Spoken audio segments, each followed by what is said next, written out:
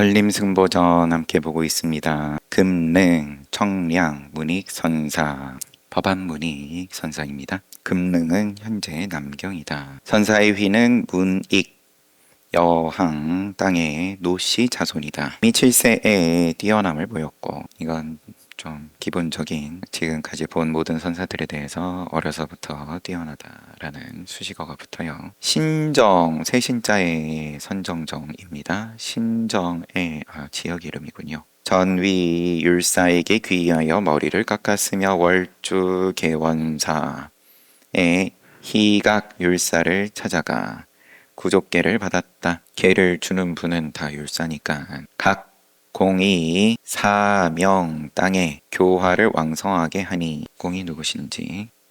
문익은 가서 율장을 배웠다. 문장이 능숙하여 희각이 매우 기특하게 여겼으나 갑자기 하직하고 가버렸다. 처음에 장경에 능도자를 만났으나 깨달음에 개합하는 바가 없었다. 선수 또 홍진하고 더불어 장주로부터 호외에 이르고자 하였다. 선수 그리고 홍진 이분들은 그때 같이 행각을 하던 도반이고 내지는 수행자들 더불어 가지고 장주로부터 오랑캐 오자 하니까 저 변방에까지 이르고자 하였다. 멀리 가려고 하니까 드디어 떠나려고 하는데 비가 내려 계곡에 물이 불어서 건널 수가 없었다. 성의 한 구석을 돌아보니 오래된 절이 있어서 짐을 풀고 문 밑에서 쉬었다. 비가 그치지 않아 절 안으로 들어가니 노승이 화롯가에 앉아 있었다. 문익을 보고 이번 길은 어디로 가는가?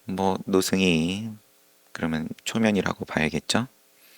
어디가 가냐 물은 걸 테고 이리저리 행각합니다.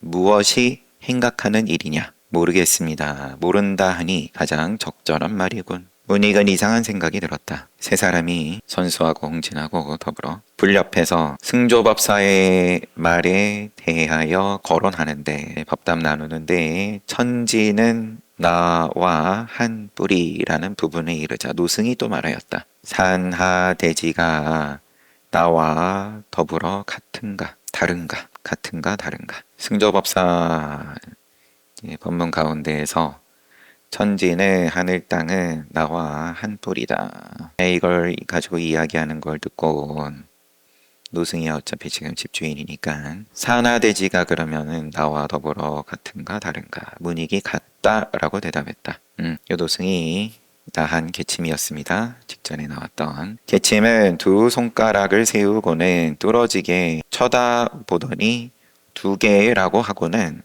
일어나 가버렸다. 문익은 매우 놀랐다. 복도를 걷다가 편액을 읽어보니 석산지장이라고 되어 있었다. 앞서서 지장암 절 이름이 석산사 내지는 지장암. 편액을 읽어보니 이렇게 돼 있고 그래서 함께하는 스님들한테 이 도승이 개침선사이시다. 이제서 알아보고 여기에 머물고 싶지만 이 말을 마치기도 전에 개침선사가 다시 왔다. 비는 이미 그쳤고 행각을 떠나야 하는지라 개침이 전송하면서 상자는 스님은 당신은 항상 삼계는 오직 마음이라고 설하는가? 그리고는 뜰 앞에 돌멩이를 가리키면서 말했다. 이 돌멩이는 마음 안에 있느냐 마음 밖에 있느냐. 문익이 말하였다. 마음 속에 있습니다. 어차피 지나가는 길이었으니까 비를 잠시 피하고 전송하는데 개침 선사가 상자는 항상 삼계 오직 마음이라고 설하는가? 그러고 돌멩이 가리키면서 그럼 이거는 마음 아니야 마음 밖이야. 문익이 마음 안입니다. 마음 속에 있습니다. 삼라만상이 그러면 3개가 욕계 색계 무색계가 통째로 다 마음의 투영이다. 마음이 만든 거다. 제 그런 경전부터 여러 선지식들의 말씀에 이르기까지 그러면 거기에 대해서 부정하지 않고 긍정을 하는 이야기를 하니까 나한 개침이 웃으면서 행각하는 사람이 무엇을 집착하는 까닭에 돌멩이를 마음속에 두고 있는가. 문익은 대답하지 못하고 곧바로 결태에 가고자 하였다. 머무르기로 했다. 앞에서 비를 피하는데 이번에는 어디 가냐? 이리저리 행각합니다. 딱히 어딜 정해놓고 어디로 갑니다가 아니니까 이리저리 행각합니다. 그럼 행각이 뭐냐? 모르겠습니다. 불을 쬐다가 천지는 나하고 한 뿔이다라는 구절에 대해서 노승이 그 산하대지가 나와 같냐 다르냐 같다. 그러니까 이 나한 개침이 손가락으로 두 손가락 세운 거죠. 그거 쳐다보다가 그럼 가버렸어요. 문익이 근데 거기서 변화가 온 거겠죠. 매우 놀랐다. 그러고 나서야 나중에 나한 개침인 걸 알아보고 머물고 싶지만 그때 다시 한번 개침선사가 와가지고 삼계가 오직 마음이라고 생각해. 이 돌멩이는 어때? 이것도 마음이야? 마음입니다. 행각을 하는 사람이 뭘 집착하기에 돌멩이를 마음속에 두고 있는가. 그래서 이제 머무르기로 했다. 얼마 되지 않아서 모두 세상으로 나와 행각했는데 세 사람이 다 함께 머물렀는지 그러면 문익은 임천 숭수원의 주지가 되었다. 얼마 되지 않아서 그러면 오래 모시진 않았습니다. 자방이라는 스님이 물었다. 공은 오랫동안 장경해릉을 가까이 해왔는데 지장 개침의 법을 이었다 하니 무슨 뜻입니까? 처음에 장경의 능도자를 만났으나 이게 장경해릉 선사였어요. 그렇지만 거기서는 깨달음에 개합하는 바가 없고 행각을 떠나던 중간에 나한개침 선사하고 기연이 있었고 지장개침의 법을 이었다나 하니 무슨 뜻입니까? 그러니까 지금 법안 문익 선사가 장경이 인용입니다. 만상 가운데 홀로 드러난 몸 표현에 대해서 장경 스님의 이 말씀에 대해서 내가 알 수 없었기 때문이다. 자방이 불자를 들어 보이니 그러면 숭수원의 주지가 되어 있고 자방이라는 스님이 찾아온 건지 정황으로 보면 근데 껄망에다가 불자를 넣고 다니는 건 좀 어색하니까 찾아와가지고는 남의 절에 불자를 본인이 들어 보이면서 자방 스님이 들어 보이니까 문익이 말하였다. 땅을 털어버렸는가 털어버리지 못했는가 망가지 모양 가운데 홀로 드러난 몸 이거를 알 수 없었다. 그러니까 이 자방이 불자를 들어 보이니까 먼지털이니까 불자 망가지상을 그럼 너는 털어버렸어? 못 털어버렸어? 만상을 털어버리지 못했습니다. 홀로 드러난 몸이로구나. 만상을 털어버렸습니다. 만상 속에 있구나. 자방은 이의 종지를 깨달아 감탄하면서 나는 하마터면 일생을 잘못 보낼 뻔했구나. 어떤 식으로 제접을 했는지 학인들을 문익이 문화의 제자에게 조주가 말하기를 조주를 인용하셨습니다. 헛수고 하지 말라. 매우 좋은 말인데 어째서 그 말대로 따르지를 않느냐. 세간법에도 문이 있는데 불법에 어찌 문이 없겠는가. 애당초 그 말대로 따르지 않았기 때문이다. 모든 부처님과 조사들은 그 말씀을 따라 그 가운데에서 체득했을 뿐이다. 헛수고 하지 말라. 내가 하고 싶은 얘기 이게 전부야. 예를 들어 초야를 알리는 종소리가 신랄만큼의 차이도 없이 좋은 시간에 딱 들어맞으면 시끄러운 소리라곤 하나도 없다. 무엇 때문인가? 왜냐하면 시절에 딱 맞기 때문이다. 무심을 죽음이라고도 한다. 그렇다고 해서 아예 죽는 것은 아니니 다만 모든 것에 대해서 무심해지기 전 그대로 따르지 않을 뿐이다. 다만 모든 것에 대해서 무심해지기 전 그대로 따르지 않을 뿐이다. 호련히 때 아닌 때에 종소리가 들리면 모든 사람들이 다 놀라면서 종이 괴이하게 울린다라고 한다. 또 오늘부터 초여름이니 점점 무더워진다 하면 옳지 않으니 하루쯤 지나야 얼마나 더워졌는지 비교할 수 있다. 5월 초하루에 그렇게 말한다면 거짓말이 된다. 모름지기 알아야 할 것은 실낮만큼이라도 비교해서는 안 된다는 점이다. 바로 그때가 아니면 속임수가 되므로 그대들에게 방편으로 예와 같지 않다고 말하는 것이다. 예와 같지 않다, 이와 같지 않다라고 말하는 것이다. 보공 스님께서 말씀하시기를 잠시라도 스스로 긍정하여 찾으려 하지 않는다며 온전하다, 완전하다, 부족하다 이제 이런 긍정이 아니라 뭘 부족하다든지 다 긍정치 못하는 거다 스스로를. 그것만 하지 않으면 역겁을 되풀이한들 어찌 오늘과 다르겠는가. 여러 겁을 되풀이한들 오늘과 다를 게 뭐겠냐. 알겠느냐. 오늘이 진겁일 뿐이다. 오늘이 그러면 여러 겁 쌓이고 쌓인 뒷글진짜 그런 다르지 않다. 하루가 이미 그러면 여러 겁이 이미 오늘과 다르지 않으므로 옷 입고 밥 먹고 행주자화하며 아침 저녁으로 법문을 정하는 것을 모두 예전대로 한다면 바로 일 없는 사람이 되리라. 헛수고하지 말라. 조주스님 말씀을 가지고 종소리가 때에 맞게 울리면 그러면은 당연히 시비하는 사람 없는 거고, 때에 안 맞게 울리면 그러면은 다들 시비하는 거고, 종이 괴이하게 울린다. 종소리를 가지고 왜냐하면 시절에 딱 맞기 때문이다. 무심을 죽음이라고도 한다. 때에 늘 맞으면 일으킬 것도 없고 그런 무심이고 죽음이지만 죽은 것이 아니다. 다만 모든 것에 대해서 무심해지기 전 그러면 조주스님 말씀대로 헛수고를 열심히 하면서 열심히 지으면서 살던 때와 그대로 따르지 않을 뿐이다.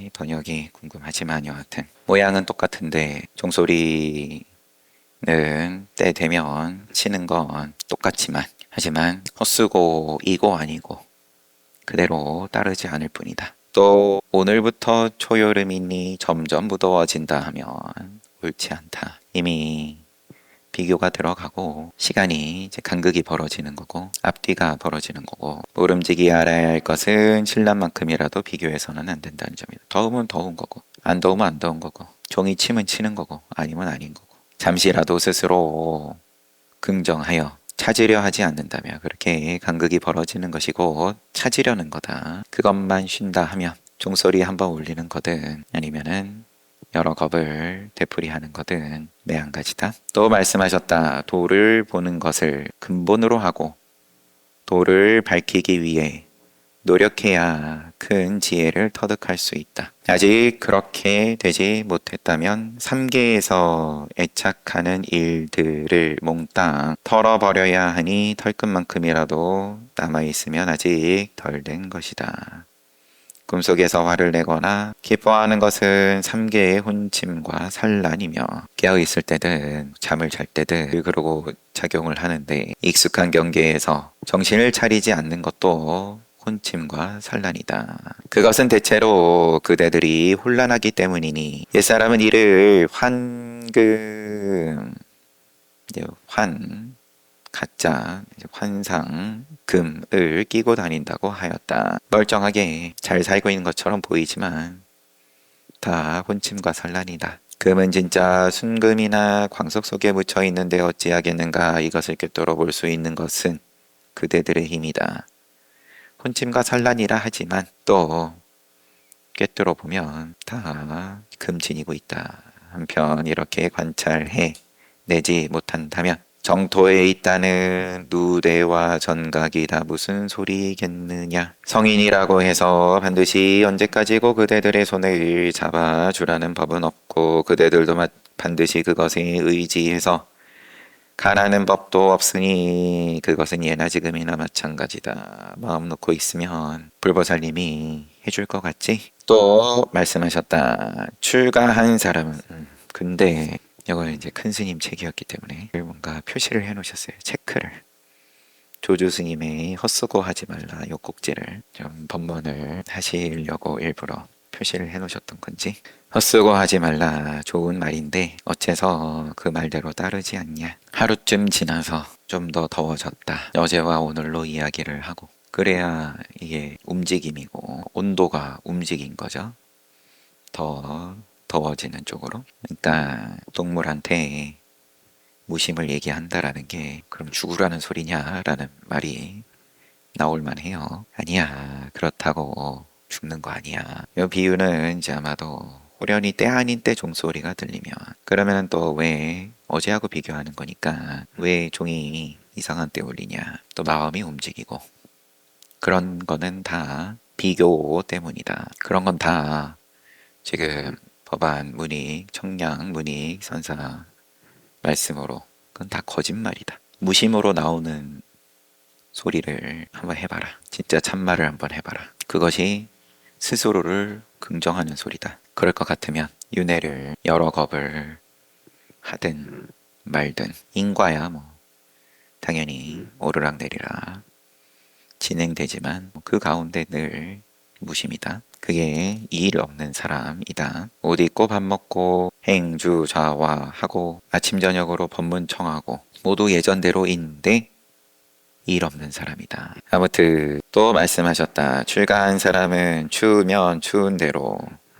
더우면 더운 대로, 다만 시절 인연을 따르기만 하면 된다. 인과를, 인연을, 긍정을 추우면 추운 대로 시비하는 거고 더우면 더운 대로 시비하니까 지구를 걱정할 판이니까 대단해진 겁니다. 인간의 수준이. 인간의 힘으로 뭐 이상 기후를 불렀다라는 거니까 불성의 이치를 알고자 한다면 시절 인연을 관해야 하니 시절 인연을 보기만 하면 된다. 시절 인연이 곧 불성의 이치다. 추운 거 보고 더운 거 보고 그러한 방편은 고금에 적지 않다. 그래서 조금 뭐 표현하자면은 쉬운 말씀들로 이 법안문익 선사께서 내지는 좀 관법스럽다 싶었는데 지금은 아예 직접적으로 그런 표현이 나와요. 좀 윗바사나스러운 느낌이 없잖아 있어요. 시절 인연을 관찰해야 하니 그러한 방편은 고금에 적지 않다. 방편은 특별한 방편이 있어서가 아니라 동굴에 들어가가지고 쑥과 마늘을 100일 동안 먹어야 되고 그런 게 아니라 보면 되는데 그런 얘기는 옛날에도 또 지금도 잔뜩 있는데 보지 못했는가 석두이천 스님은 조론을 보다가 만물을 녹여 자기로 삼는 자는 성인뿐이다 라고 한 대목에 이르러 말하기를 석두이천 스님께서 요 구절에서 성인은 자기가 없기 때문에 자기 아닌 것이 없다 라고 하셨다. 석두 스님께서도 당신의 글에서도 참동계라고 불리는 글 한 편을 남기셨는데 그 첫머리에 인도 땅 부처님 마음 라고 하셨으니 시절 인연에 대해 이보다 더한 말은 없으며 중간 부분도 시절을 따르라는 말뿐이다. 이제 만물을 녹여 자기로 삼으려 한다면 온누리에 아무것도 볼 것이 없어야 하리라. 시절 인연을 따른다. 추우면 춥고 더우면 덥고 그게 곧 만물을 녹여 자기로 삼는 거다. 온누리에 아무것도 볼 것이 없어야 하리라. 그럴 때 나는 추위가 싫으니까 육안으로서 상대하여서 추위를 보고 더위를 보고 그러한 눈을 벗어나는 거다. 또 석도 스님은 끝에 세월을 헛되이 보내지 말라라고 당부하고 있다. 조금 전에 그대들에게 말하기를 다만 시절 인연을 따르기만 하면 된다라고 했으니 만일 시절 인연을 그대로 지나쳐 버린다면 바로 세월을 헛되이 보내는 것이며 색이 아닌 것을 색이라고 생각하는 것이다. 본래 모양이라 할 것도 아닌 것을 계속 모양이라고 모양으로서 보는 것이 세월을 헛되이 보내는 거다. 색이 아닌 것을 색이라고 생각한다면 이것이야말로 상황과 시절을 놓치는 것이다. 그렇다면 말해보라. 색을 색이 아닌 것이라고 이해한다면 타당한가 부당한가? 그러면 맞는 소리야? 아니면 꼬표야? 그런 식으로 이해한다면 더욱 빗나가 헛되고 어리석게도 양갈래로 치닫게 되니 무슨 소용이 있으랴. 순수를 지키며 시절에 따라 지내야 할 것이다. 시절을 따른다는 게 시절 인연 늘 말은 하는데 그건 어떻게 이해하고 있냐. 긍정을 일부러 만들어가지고 납득을 해서 이해를 해서 내가 전생에 뭘 저질렀길래 이렇게 남들 다 바로가 한가득인데 나는 바로가 비어있냐. 아란다가 늘 부처님께 여쭙고 부처님께서 전생에 이렇고 전생에 쟤는 저랬고 그런 식으로 이해하면 그런 식으로 이해하고 긍정하고 넘어가고 그러면은 더욱 빛나가 헛되고 어리석게 양 갈래로 치닫게 된다. 여전히 내가 소화가 안 되고 부처님 소화시켜 주세요. 열심히 소화시켜 주고 그러면은 뭐 제자가 아니라 그냥 환자 간병하는 거죠. 이제 네가 좀 소화해봐. 할 수 있으면서 뭘 엄살이야. 나열애를 피곤하게 하는 거다. 언젠가 대나무를 가리키면서 스님한테 어떤 스님한테 또 보이느냐 또를 붙였어요. 이것도 뭔가 체크를 해놓으셨네. 계속 밑에 나와요. 또 보이느냐 보입니다. 대나무가 눈 안으로 보는가 눈이 대나무 쪽으로 가는가 모두 그렇지 않습니다. 분위기 웃으면서 그렇게 급하게 해야 하는가. 그러고는 개성으로 삼계는 마음일 뿐 만법은 식일 뿐 마음일 뿐이며 식일 뿐이라면 일체의 유심 내지는 유식일 것 같으면 눈으로 소리 듣고 귀로 색을 보아야 하나 눈으로 듣고 귀로 봐야 하나 그렇게들 모양을 흩어버려 가지고 눈의 작용, 귀의 작용을 흩어버려 버리는 걸로써 수행을 삼고 내지는 그러면 어떤 한 계층, 높은 계층이긴 하겠지만 또 그 계층의 모양을 만드는 거니까 그러면 뭐 천상을 구하는 거니까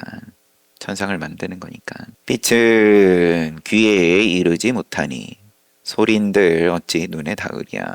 눈으로 빛을 보고 귀로 소리를 들어야 만법을 이루리라. 눈으로 보고 귀로 듣고 하는 건 시시하고 근데 뭔가 이제 그거보다 좋아 보이는 다른 작용을 보면 야 신기하다. 만법은 인연으로 된 것이 아닌데 만법은 2년 이전인데 그 허공 가운데에서 뭐 인연으로 폭풍이 쳤다가 고요했다가 어찌 환이라고 관찰하랴. 환이라고 단정지어 흩어버리냐. 산하대지 중에서 무엇이 견고하고 무엇이 변하는가.